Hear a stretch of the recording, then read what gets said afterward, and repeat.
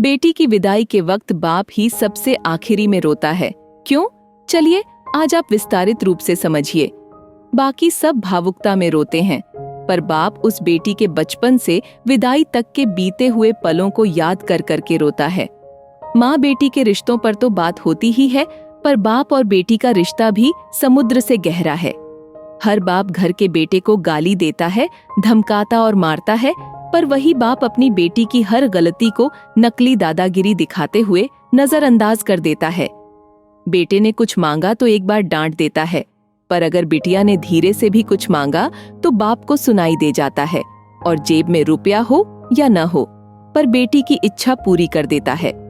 दुनिया उस बाप का सब कुछ लूट ले तो भी वो हार नहीं मानता, पर अपनी बेटी के आंख के आंसू देखकर खुद अंदर से बिखर जाए उसे बाप कहते हैं। और बेटी भी जब घर में रहती है तो उसे हर बात में बाप का घमंड होता है।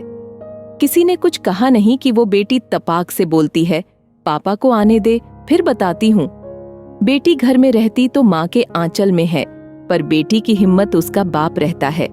बेटी की जब शादी में विदाई होती है तब वो सबसे मिलकर रोती तो है, पर जैसे ही विदाई के वक्त कुर्सी समेटते बाप को देखती है, जाकर झूम जाती है और लिपट जाती है, और ऐसे कस के पकड़ती है अपने बाप को जैसे माँ अपने बेटे को, क्योंकि उस बच्ची को पता है ये बाप ही है जिसके दम पर मैंने अपनी हर जिद पूरी की थी।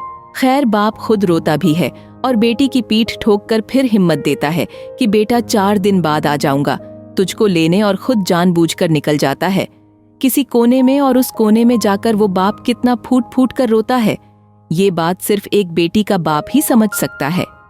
जब तक बाप जिंदा रहता है बेटी मायके में हक से आती है और घर में भी जिद कर लेती है, और कोई कुछ कहे तो डट के बोल देती है कि मेरे बाप का घर है।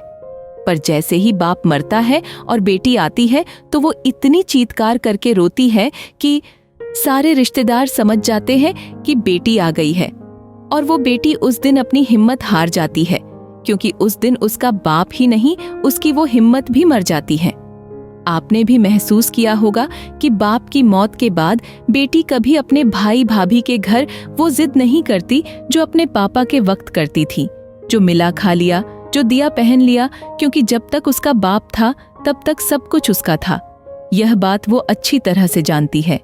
आगे लिखने की हिम्मत नहीं है, बस इतना ही कहना चाहता हूँ कि बाप के लिए बेटी उसकी जिंदगी होती है, पर वो कभी बोलता नहीं, और बेटी के लिए बाप दुनिया की सबसे बड़ी हिम्मत और घमंड होता है, पर बेटी भी यह बात कभी किसी को बोलती नहीं है।